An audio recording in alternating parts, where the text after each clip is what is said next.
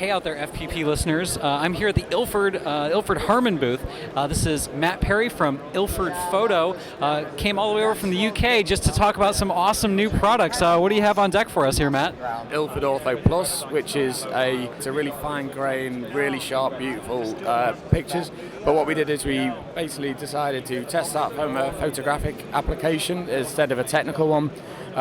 We got people out shooting it in cheap film, and we like the results. So we've now actually put it into 35mm and 120. So we basically coded onto a different base, and it's now available for people to go out and shoot.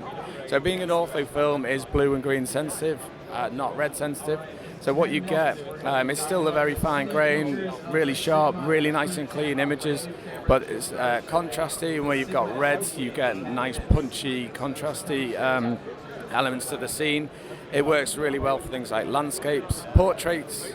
Being ortho, it can do different things to different skin tones, so it's just something a bit different. We class it as a specialty film as opposed to one of our standard kind of main range type HP5, FP4, the Deltas, etc. So it's just to give someone a bit of choice, something a bit of fun to have a play with. Hey, Mike Raso here. I'm in the Roberts Distributors booth with Alessandro Franchini. We've been talking about, for a very long time, the Lab Box. This is a unit where you can develop 35mm or 120 film in complete daylight. Another usage of this Lab Box, and a lot of customers come in and they want to know if their old camera is working.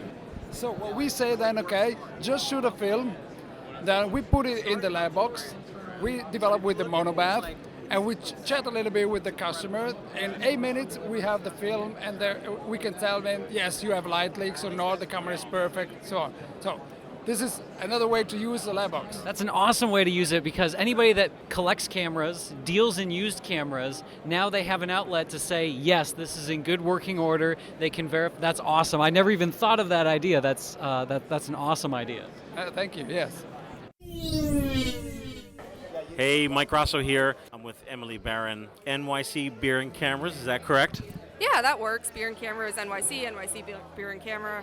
For folks at home who don't know beer and cameras, can you give like a brief overview of how it works and where's the base and how it grows from there? Yeah, so the name is pretty straightforward. It's Beers and Cameras. A lot of us meet up, we drink good beer, we talk about our cameras, kind of geek out over them, both film and digital. And the base is in San Diego. And this is kind of the East Coast venture where we're moving out to the East Coast. And myself, David Scaringe, and another guy, Brent Elsler, who are bringing up the New York City chapter. And how often do you guys meet? So this is our first event. We want to meet maybe every month, maybe every couple weeks, depending. We're still trying to figure out the schedule. Since it's New York, we want to meet in Manhattan, Brooklyn, Queens, Harlem, so people don't have to travel as far. So we're still figuring out the schedule. Do beer and camera groups from all over the country, do they ever get together for a convention? Not yet, though that's a great idea. Back in May, some of the guys out from California came to New York, and we all met up there, and that's kind of how the New York City chapter got kicked off. And are you a film shooter or a digital shooter? I'm a film shooter, mostly medium format. I love my Hasselblad and my GF670. I also shoot some large format as well, and then some street photography. A 35 is nice to just carry around my bag and shoot photos around. Very cool. Are you home processing? For the most part, mostly black and white. I need to start developing my color film because it's getting really expensive to send it out. But yeah. Ilford Photo Walk. Yeah. In the rain. Meet at the High Line, rain or shine, and boy did it rain.